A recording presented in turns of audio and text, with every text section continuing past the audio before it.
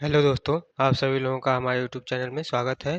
जैसा कि एनटीपीसी के जो है एग्ज़ाम की डेट आ गई है। आप लोगों का 5 जून से एग्ज़ाम होने वाला है। एडमिट कार्ड का जो है आपका सिटी किस सिटी में आपका पेपर है ये जारी हो गया है, तो आप लोग जाकर देख लीजिए। अब आप लोगों के पास जो है बहुत ही कम समय बचा हुआ है, इसलिए जो भी क्लासेज आएंगी सभी के सभी इम्पोर्टेंट आएंगे। तो आप लोग जो है बस क्लास को जो है करते रहिए, आप लोगों का सिलेक्शन जो है कंफर्म हो जाएगा। तो चलिए शुरू करते हैं बिना को जो है समय को नुकसान किए हुए। यह जो पेपर है यह 13/1/2021 को एग्ज़ाम हुआ था, उस दिन का पेपर है और यह सुबह वाली शिफ्ट में हुआ था। आज के दिन हम इस पेपर को जो है सॉल्व करेंगे। तो चलिए शुरू करते हैं आज के प्रश्न को। शुरू करने से पहले इतना बता दें कि देखिए आप लोगों के लिए इतना मेहनत करते हैं, तो अगर वीडियो जो है अच्छी लगती हो तो वीडियो को लाइक कर दिया करिए और चैनल को सब्सक्राइब कर दिया करिए। और आप लोगों का जो है अगर कोई भी डाउट हो तो आप लोग कमेंट में उसको पूछ लीजिए, आप लोगों को जो है रिप्लाई ज़रूर मिलेगा। आज का पहला प्रश्न है, प्रश्न नंबर 1 कि 50 का कितना परसेंट जो है 40 होगा। तो 50 का जो है कितना परसेंट 40 होगा, तो यह सिंपल प्रश्न है। इसमें हम क्या करेंगे, मान लेते हैं 50 का x परसेंट जो है 40 होगा। तो यहाँ से हो जाएगा 50 इंटू एक्स बटे 100 बराबर क्या हो जाएगा 40। तो यहाँ से x की वैल्यू आ जाएगी 80, यानी 50 का कितना परसेंट 40 होगा, तो आपका 80।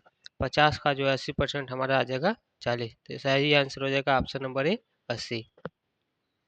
अगला प्रश्न देखते हैं, प्रश्न नंबर 2। प्रश्न नंबर 2 है, सचिन गणित में जो है 70% अंक और विज्ञान में 60% अंक प्राप्त करता है।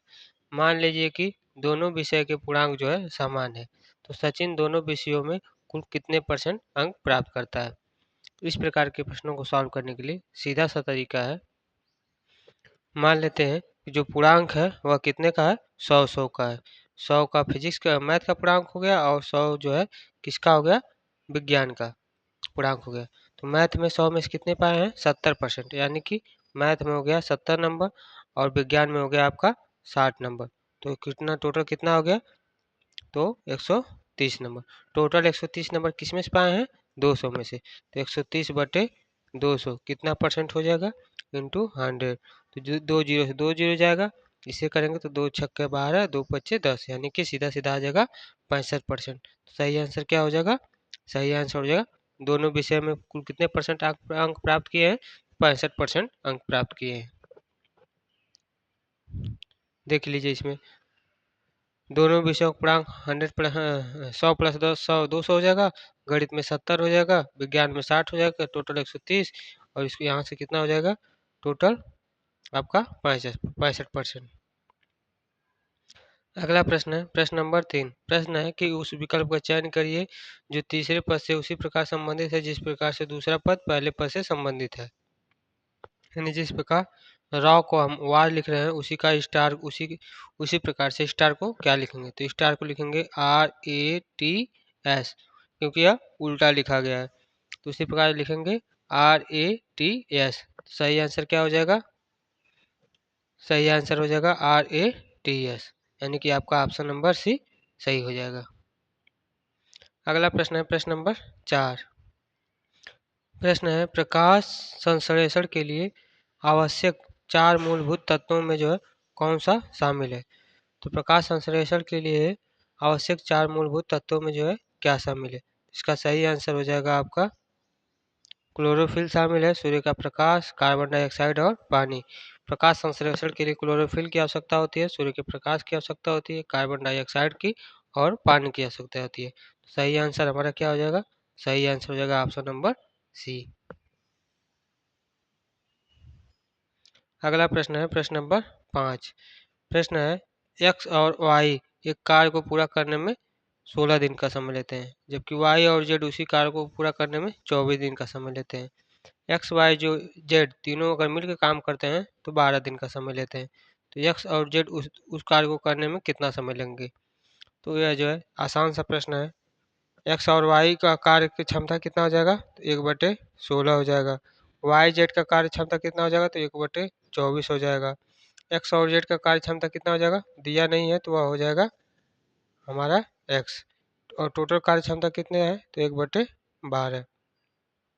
तो यहाँ से सॉल्व करेंगे तो इसको एलसीएम लेकर इस साइड लाएंगे तो सॉल्व हो जाएगा। इसको आंसर हो जाएगा, इसका आंसर दिखा देते हैं। देखिए एक्स और वाई का एक दिन का कार्य है, यानी कि इसकी कार्य क्षमता 1/16, वाई जेड का 1/24, एक्स वाई जेड तीनों का 1/12, तीनों को यहाँ से जो है कर देंगे।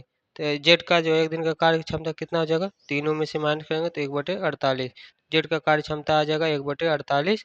तो हमें क्या पूछा है, एक्स का एक दिन का कार्य। तो यहाँ से सॉल्व करेंगे, सॉल्व करने पर हमारा आंसर आ जाएगा आपका 1/16, यानी कि एक्स जेड का कार्य क्षमता कितना आ जाएगा, 16 दिन का कार्य हो जाएगा। अगला प्रश्न है प्रश्न नंबर 6। प्रश्न है तात्या टोपे उन सेना नायकों में से एक थे जिन्होंने किस सन में भारतीय स्वतंत्रता संग्राम में जो है भाग लिया था।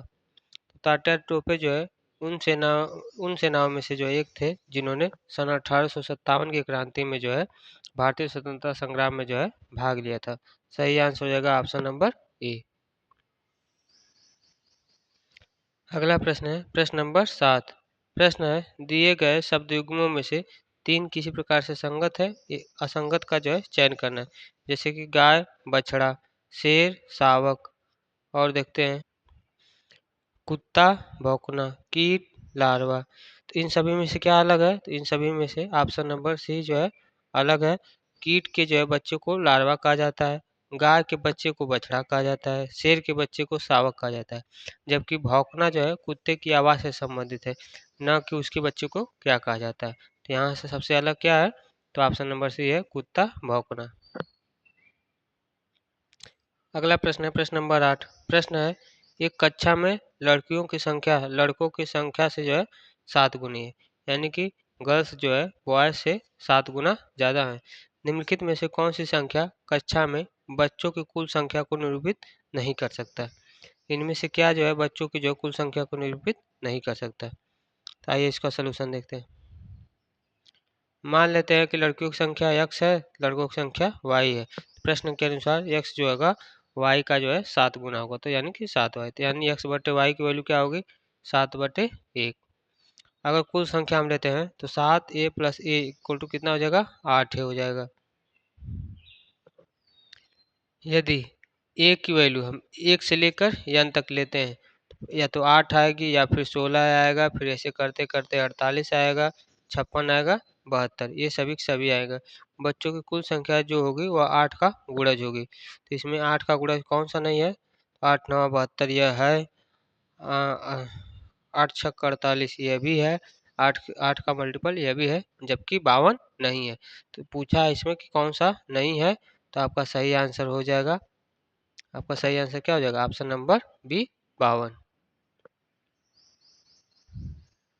अगला प्रश्न है प्रश्न नंबर 9। प्रश्न है तिरुवरु और अजंता की जो है मंदिरों की दीवारों पर किस प्रकार की चित्रकारी मौजूद है। तिरुवरु और अजंता के मंदिरों की दीवारों पर जो है किस प्रकार की चित्रकारी मौजूद है।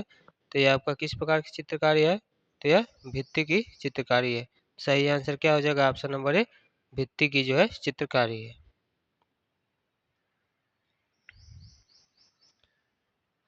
अगला प्रश्न है प्रश्न नंबर 10। प्रश्न है एकात्मक राज्यों में कौन सी सरकार सभी सरकारी कार्य करती है।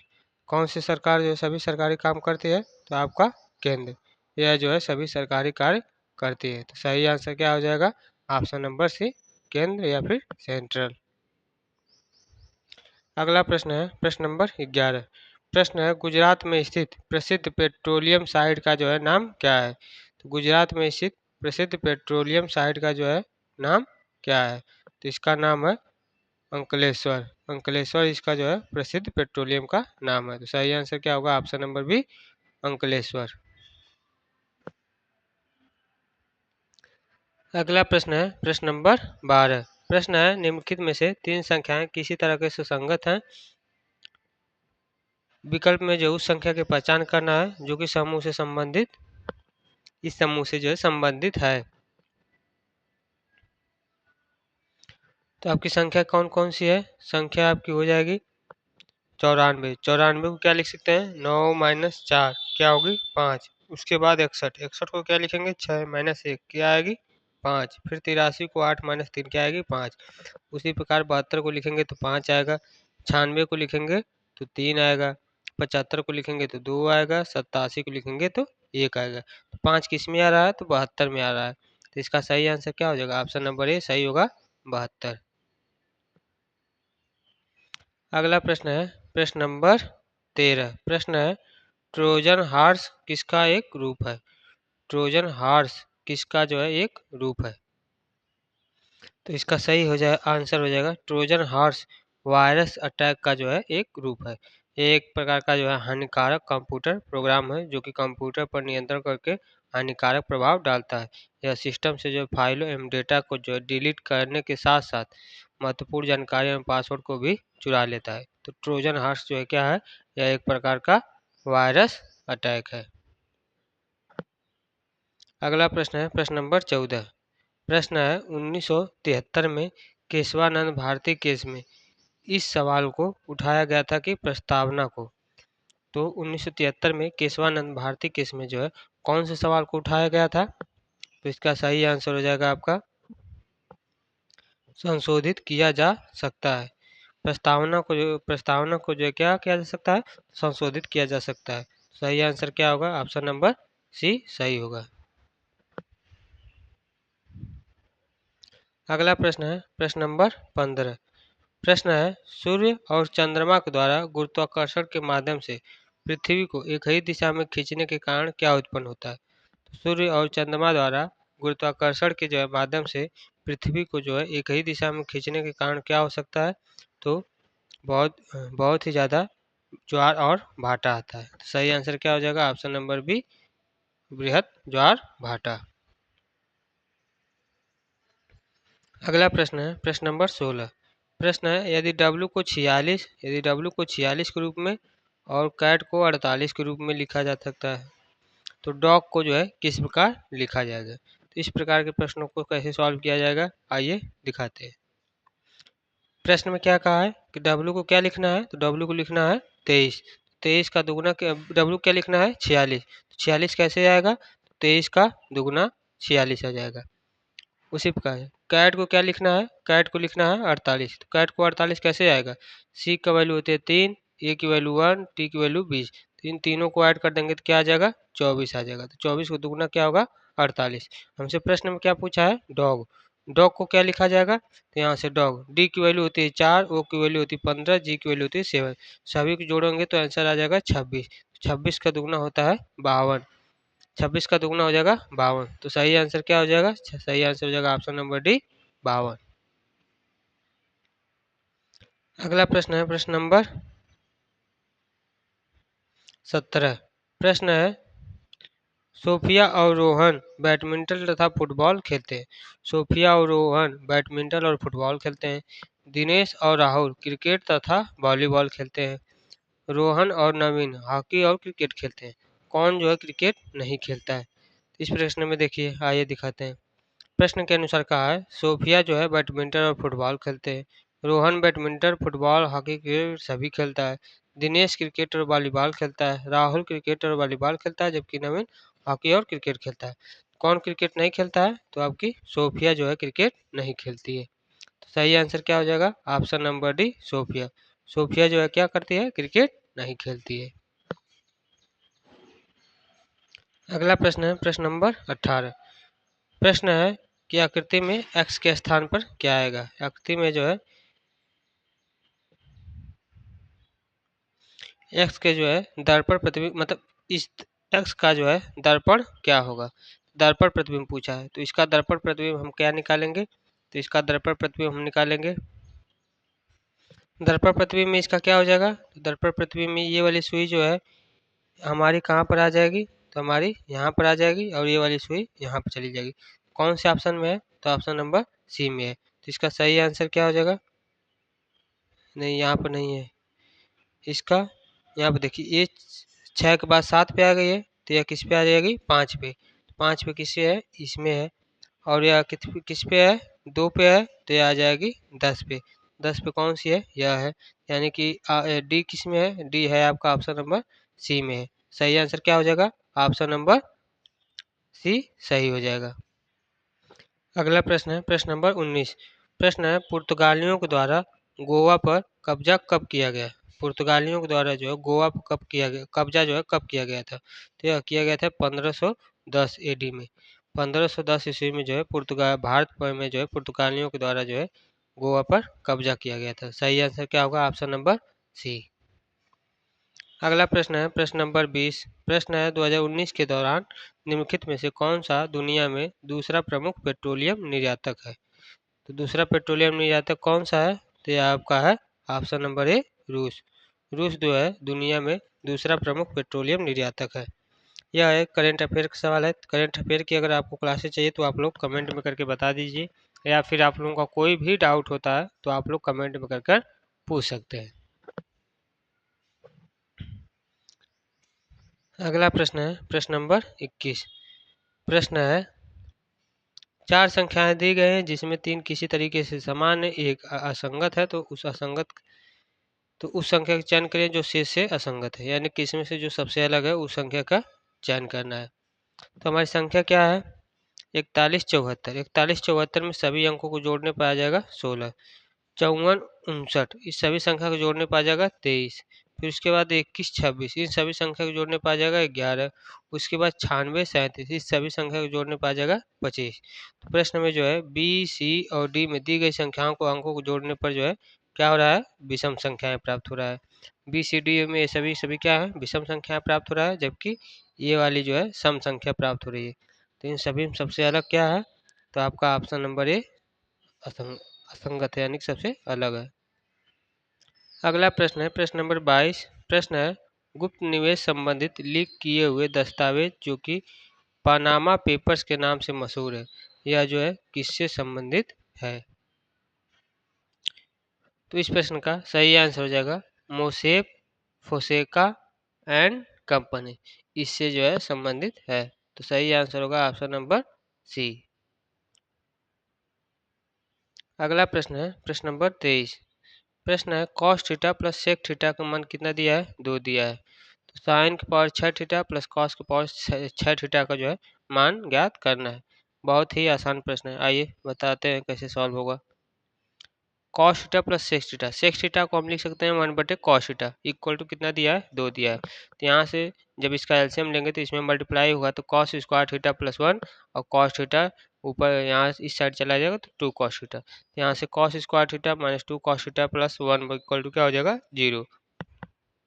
यानी कि कॉस थीटा माइनस 1 का होल स्क्वायर बराबर हो जाएगा 0, यानी कि cos theta minus 1 into cos theta minus 1 की वैल्यू आ जाएगी 0, यानी कि कॉस थीटा की वैल्यू हो जाएगी 1, यानी कि थीटा की वैल्यू क्या हो जाएगी? 0। थीटा की वैल्यू क्या हो गई है? 0। तो हमें क्या पूछा है? साइन की पावर 6 थीटा प्लस कॉस की पावर 6 थीटा। तो थीटा की वैल्यू 0 है तो कॉस 0 साइन 0 की वैल्यू 0 हो जाएगी, कॉस 0 की वैल्यू 1, कॉस 0 की वैल्यू 1, 1 के पावर 6 का क्या हो जाएगा? 1 हो जाएगा। सही आंसर क्या होगा? तो इसका सही आंसर आ जाएगा ऑप्शन नंबर बी, 1। अगला प्रश्न है प्रश्न नंबर 24। प्रश्न है 2 sine 3x minus 3 degree equal to tan 240 है, तो x का जो है मान डिग्री में ज्ञात करना है। आइए बताते हैं कैसे होगा। 2 साइन 3x माइनस 3 डिग्री का मान दिया है tan 240। tan 240 को हम लिख सकते हैं tan 180 plus 60 theta. tan 180 plus 60 theta क्या? 180 प्लस थीटा होता है tan थीटा, यानी कि हमारा आ जाएगा tan थीटा। तो tan थीटा का मान होता है √3। tan थीटा का मान क्या हो जाएगा? √3। हमसे क्या पूछा है? x की वैल्यू पूछा है। यहाँ से साइन थीटा बराबर हो जाएगा कौड़े में 3/2। यह किसका मान होता है? यह मान होता है साइन 60 का वैल्यू, यानी कि यहाँ से 3x, यानी कि यहाँ से 3x माइनस 3 की वैल्यू कितना हो गया?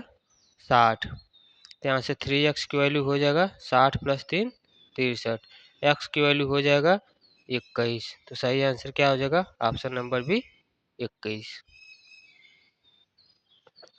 अगला प्रश्न है प्रश्न नंबर 25। प्रश्न है कौन सी पंचवर्षीय योजना पीसी महाल नोबिस मॉडल पर आधारित थी?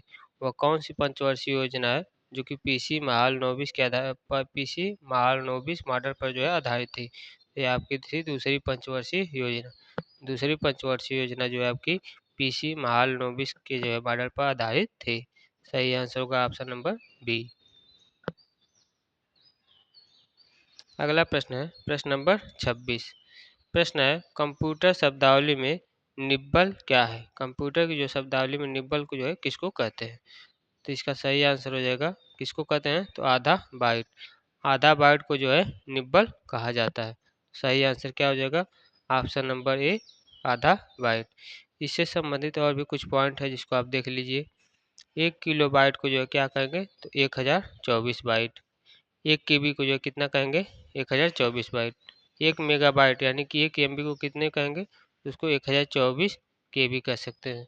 1 गीगाबाइट यानी कि 1 GB में कितना MB होगा, तो 1024 MB होगा। 1 टेराबाइट यानी कि 1 TB में कितना GB होगा, तो 1024 GB होगा। अगला प्रश्न है प्रश्न नंबर 27। प्रश्न है निम्नलिखित में से किस देश का पुराना नाम अबिसिनिया था। वह कौन सा देश है जिसका नाम अबिसिनिया था। तो इसका सही आंसर हो जाएगा इथोपिया। इथोपिया देश का जो नाम था वह अबिसिनिया था। सही आंसर क्या होगा, ऑप्शन नंबर बी इथोपिया।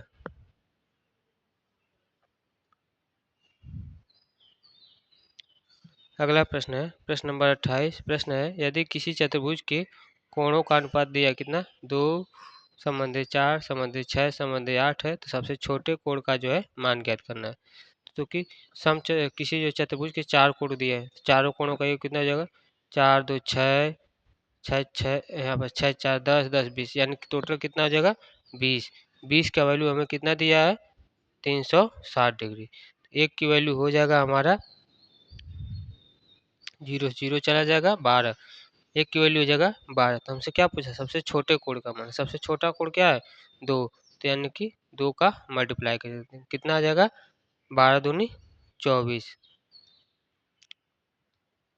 यहाँ से कितना आ जाएगा 12 दूना, यहाँ पे देखिए यहाँ क्या होगा 18 बढ़ जाएगा ना, 18 बढ़ जाएगा। यहाँ से कितना हो जाएगा 18 दूना 36। तो सही आंसर क्या हो जाएगा आपका, सही आंसर हो जाएगा आपका 18 दूना 36। 36 किस में है, ऑप्शन नंबर डी में है। सही आंसर हो जाएगा ऑप्शन नंबर डी 36। अगला प्रश्न है प्रश्न नंबर 29। प्रश्न है अहमदनगर की किस रानी ने सम्राट अकबर के खिलाफ लड़ाई लड़ी थी। तो अहमदनगर की वो कौन सी रानी थी जिन्होंने सम्राट अकबर के जो है खिलाफ लड़ाई लड़ी थी। उनका नाम था चांद बीबी। चांद बीबी ने जो है अकबर के खिलाफ जो है लड़ाई लड़ी थी। सही आंसर हो जाएगा ऑप्शन नंबर ए चांद बीबी। अगला प्रश्न है प्रश्न नंबर 30। प्रश्न है ए और बी एक साथ मिलकर 12 दिन में एक तालाब को जो खोद सकते हैं। ए अकेले 24 दिन में खोद सकता है। ज्ञात कीजिए कि बी एक दिन में तालाब का कितना हिस्सा खोद पाएगा। तो आसान प्रश्न है, इसको क्या करेंगे, ए और बी कितना दिन में खोद सकते हैं 12 दिन में, जबकि ए अकेला कितने खो सकता है 24 दिन में। 24 दिन में तो इन दोनों का रेशियो लेंगे तो आ जाएगा 24, या आ जाएगा 1, या आ जाएगा 2। यानी कि ए की जो एफिशिएंसी है 1 और बी की भी एफिशिएंसी होगी 1। तो बी अकेला कितने दिन में खोजेगा, तो वह 24 दिन में खोदेगा। इसका सही आंसर हो जाएगा ऑप्शन नंबर सी 1/24 दिन। यहाँ से देख सकते हैं ए बी का एफिशिएंसी कितना 1/12 भाग यानी कि 1/12 एफिशिएंसी है। ए का कार्य कितना होगा 1/24। बी के एक दिन में कार्य कितना हो जाएगा, दोनों में से माइनस कर देंगे तो 1/24 भाग। अगला प्रश्न है प्रश्न नंबर 31। प्रश्न है अक्टूबर 2020 तक प्राप्त जानकारी के अनुसार भारतीय संविधान में कितने अनुच्छेद हैं। भारतीय संविधान में जो कितने अनुच्छेद हैं, तो 448 अनुच्छेद हैं। सही आंसर क्या हो जाएगा, ऑप्शन नंबर बी। अगला प्रश्न है प्रश्न नंबर 32। प्रश्न है कि 0.5 बार प्लस 0.6 बार प्लस 0.7 बार प्लस 0.8 बार का जो है मान क्या होगा। तो आइए बताते हैं कैसे सॉल्व होगा। तो 0.5 बार को क्या लिख सकते हैं, तो 5/9। 0.6 बार को 6/9। 0.7 बार को 7/9। 0.8 बार को 8/9। सभी का एलसीएम 9 हो जाएगा, सभी को ऐड करेंगे तो 26 आएगा। तो 26/9 कितना आएगा? 2 सही 8/9।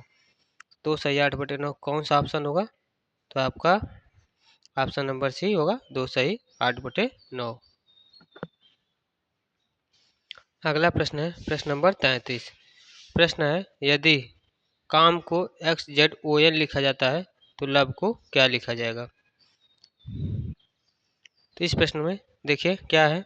कॉम सी का विपरीत क्या होगा? तो सी का विपरीत एक्स होगा। ए का विपरीत क्या होगा? जेड। एल का विपरीत होगा ओ। एम का विपरीत होगा एन।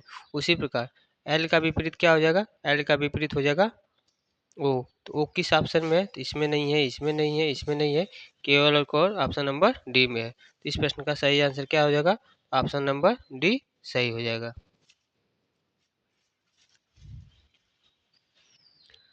अगला प्रश्न है प्रश्न नंबर 34। प्रश्न है भारतीय अंतरिक्ष कार्यक्रम किसके द्वारा शुरू किया गया था? भारतीय अंतरिक्ष कार्यक्रम जो है किसके द्वारा शुरू किया गया था? तो इसका सही आंसर हो जाएगा आपका विक्रम साराभाई। विक्रम साराभाई के द्वारा जो है भारतीय अंतरिक्ष कार्यक्रम शुरू किया गया था। सही आंसर होगा option number A Vikram Sarabhai. अगला प्रश्न है प्रश्न नंबर 35। प्रश्न नंबर 35 है फड़ नामक राजधानी चित्रकला शैली चित्रकारी का जो है कौन सा रूप है? तो फड़ नामक जो है राजधानी चित्रकला शैली किसका रूप है? तो यह आपका है धार्मिक, या जो है कैसा है? तो यह धार्मिक चित्रकला शैली। सही आंसर क्या होगा? ऑप्शन नंबर सी धार्मिक। अगला प्रश्न है प्रश्न नंबर 36। प्रश्न है भारत के पहले सुपर कंप्यूटर को क्या कहा जाता है? भारत के जो है पहले सुपर कंप्यूटर को जो है क्या कहा जाता है? कहा जाता है परम 8000। भारत के जो है पहले सुपर कंप्यूटर को कहा जाता है परम 8000। सही आंसर होगा ऑप्शन नंबर ए। अगला प्रश्न है प्रश्न नंबर 37। प्रश्न है दी गई आकृति में आयत किसी विद्यालय के 10वीं कक्षा में छात्रों की जो है संख्या को दर्शाता है। आयत क्या दिखाता है? तो 10वीं की जो है छात्रों की संख्या को। समांतर चतुर्भुज विद्यालय में लड़कियों की संख्या को। यह जो है किसको दिखाता है? लड़कियों की संख्या को। त्रिभुज टेनिस खेलने वाले छात्रों को। त्रिभुज क्या दिखाता है? तो टेनिस खेलने वाले छात्रों को दिखाता है। और क्या है? वृत्त वृत्त क्या दिखाता है? विद्यालय में क्रिकेट खेलने वाले लड़कों की संख्या को दर्शाता है। तो इससे संबंधित प्रश्न है। प्रश्न क्या है कि 10वीं कक्षा में कुल कितने छात्र हैं और उनमें से कितने क्रिकेट और टेनिस खेलते हैं? तो इसको फिगर से देखेंगे तो 10वीं कक्षा में कुल छात्रों की संख्या जिसको 25 + 12 + 5 + 11 + 3 + 7 कितना हो जाएगा? 63। तो उनमें से छात्रों की संख्या जो टेनिस तथा क्रिकेट खेलते हैं ऐसे कितने छात्र हैं? तो ऐसे 5 छात्र हैं। सही आंसर कितना हो जाएगा? तो 59 और 63 और 5। 63 और 5 किस में है? तो आपका ऑप्शन नंबर ए में है। तो सही आंसर क्या हो जाएगा? ऑप्शन नंबर ए सही होगा। अगला प्रश्न है प्रश्न नंबर 38। प्रश्न है दो संख्याओं का योग कितना दिया है? 75 दिया है। उनके वर्गों का अंतर 300 दिया है। तो दोनों संख्याओं का अंतर पूछा है। तो मान लेते हैं कि दोनों संख्याएं क्या है? x और y है। तो दोनों संख्याओं का योग कितना है? 75। और उनके वर्गों का अंतर कितना दिया है? 300। तो इस समीकरण से जब हम सॉल्व करेंगे तो क्या हो जाएगा? ए प्लस बी, इसको हम क्या लिख सकते हैं? ए प्लस बी और ए माइनस बी। ए प्लस बी और ए माइनस बी। ए प्लस बी की वैल्यू दिया है 75। 75 इंटू ए माइनस बी। यहाँ से ए माइनस बी की वैल्यू क्या हो जाएगी? 4। दोनों संख्याओं का अंतर कितना हो जाएगा? दोनों संख्याओं का अंतर हो जाएगा आपका ऑप्शन नंबर डी 4। अगला प्रश्न है प्रश्न नंबर 39। प्रश्न है किस भारतीय शहर के अंतर्राष्ट्रीय हवाई अड्डे का नाम डॉक्टर भीमराव अंबेडकर के जो है नाम पर रखा गया है? तो वह कौन सा शहर है जिसके जो है अंतर्राष्ट्रीय हवाई अड्डे का नाम जो है डॉक्टर भीमराव अंबेडकर के जो है नाम पर रखा गया है? तो वह शहर है नागपुर। नागपुर शहर को जो है नागपुर शहर में जो हवाई अड्डा है उसको जो है डॉक्टर भीमराव अंबेडकर के जो है नाम पर रखा गया है।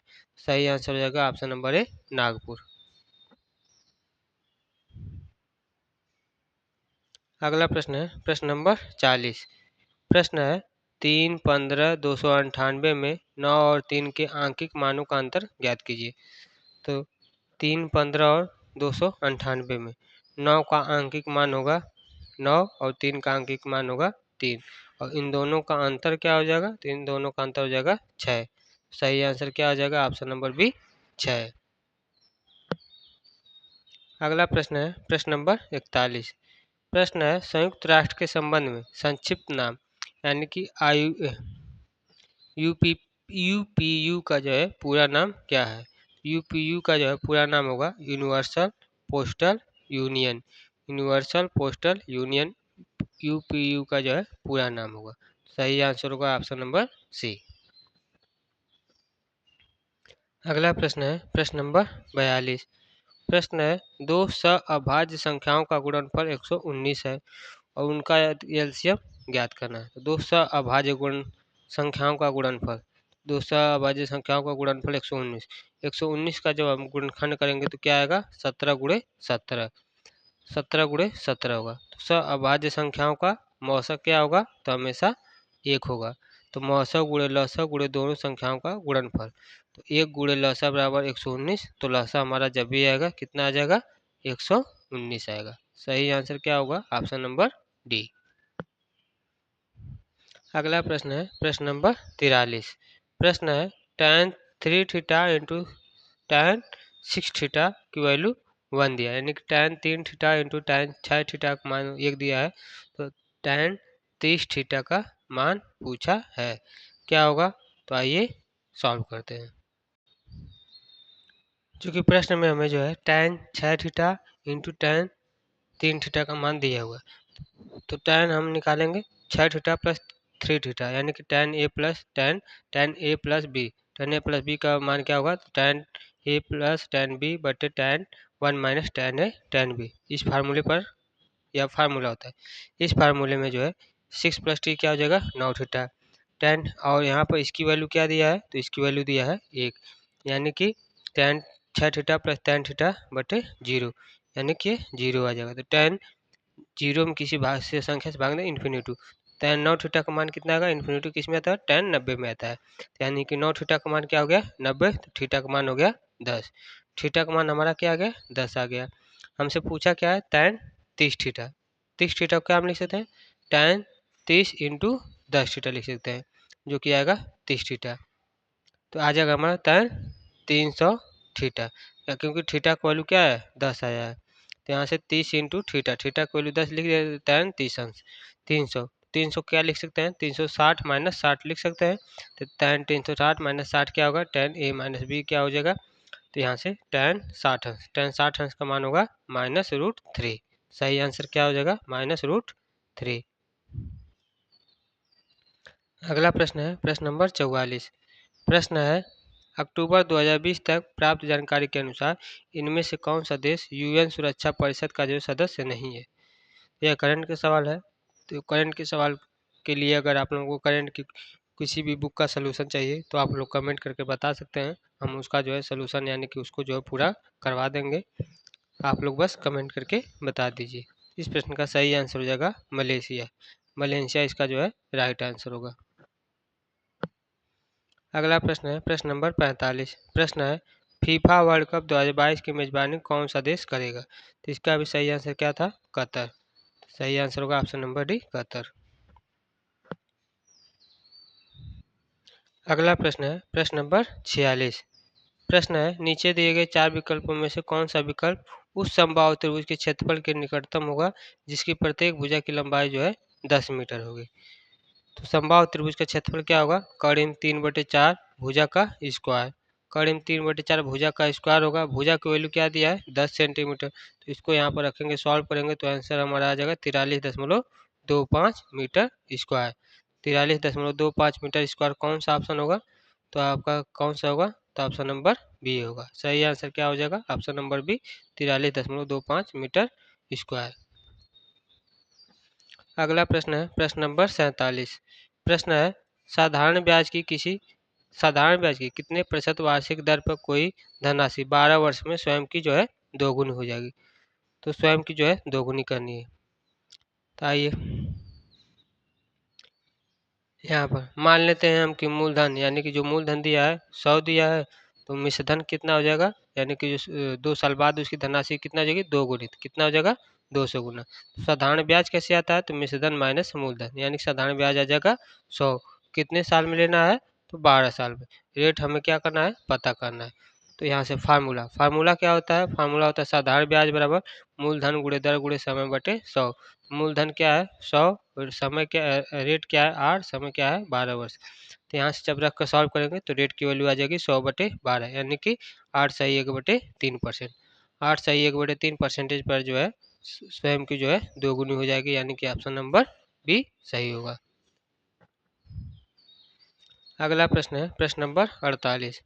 प्रश्न है, एक लड़के ने 3 रुपये में 15 चॉकलेट की दर से कुछ चॉकलेट खरीदी और सभी चॉकलेट को 2 रुपये में 3 चॉकलेट की दर पर जो है बेच दिया। तो लाभ और हानि ज्ञात करना है।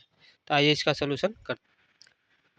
चूंकि हमें प्रश्न में क्या दिया हुआ है, 15 चॉकलेट का जो है क्रय मूल्य दिया है कितना, 15 चॉकलेट को जो है 3 रुपये में बेचा है।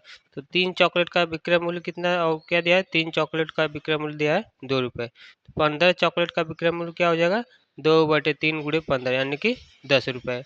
तो लाभ लाभ परसेंटेज क्या होगा, तो विक्रय मूल्य माइनस क्रय मूल्य बटे क्रय मूल्य गुणे 100%, यानी कि लाभ आ जाएगा 233/1/3%। 233/1/3% जो इसका सही आंसर होगा। कौन सा सही आंसर है, 233 सही 1/3%, यानी कि ऑप्शन नंबर डी होगा लाभ। अगला प्रश्न है प्रश्न नंबर 49।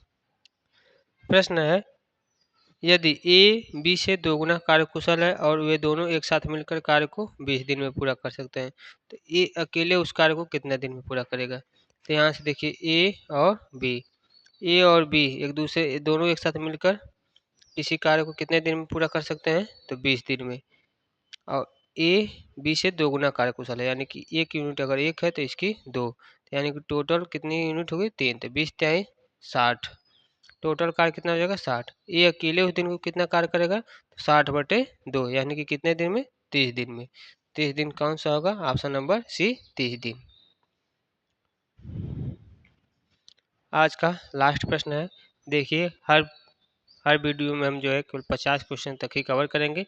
बचे के हुए 50 क्वेश्चन को जो है हम नेक्स्ट वीडियो, यानी कि इसे अगर यह वीडियो नंबर कौन सी है, तो ये आपका वीडियो नंबर हो जाएगा,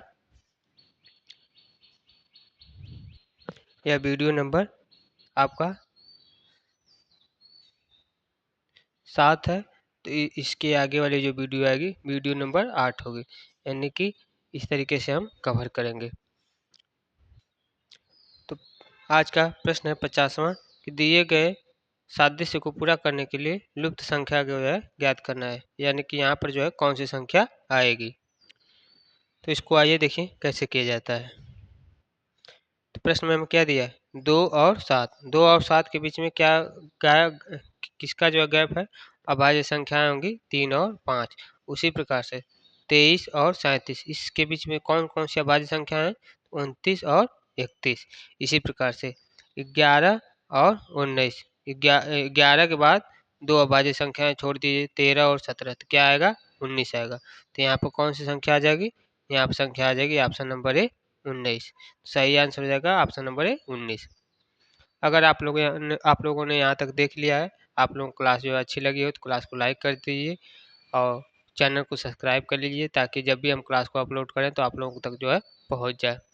अगर आप लोगों को जो है कोई भी डाउट हो या फिर कुछ भी पूछना हो तो आप लोग कमेंट कर कर पूछ सकते हैं, आप लोगों को जो है रिप्लाई पूरा मिलेगा। और बस इसी तरीके से आप लोग देखते रहिए, एग्ज़ाम की तैयारी करते रहिए। अब बहुत ही कम दिन बचे हुए हैं, आप लोग बस करते रहिए एग्ज़ाम की तैयारी, आप लोगों का जो है सिलेक्शन पक्का होगा। अब जो भी इसका जो है अगला पार्ट है, यानी कि प्रश्न नंबर 51 से लेकर 100 तक जो भी है उसको हम इसके अगले पार्ट यानी कि क्लास नंबर 8 में जो है हम अपलोड कर देंगे, आप लोग जाकर देख लीजिए। तब तक के लिए जय हिंद जय भारत।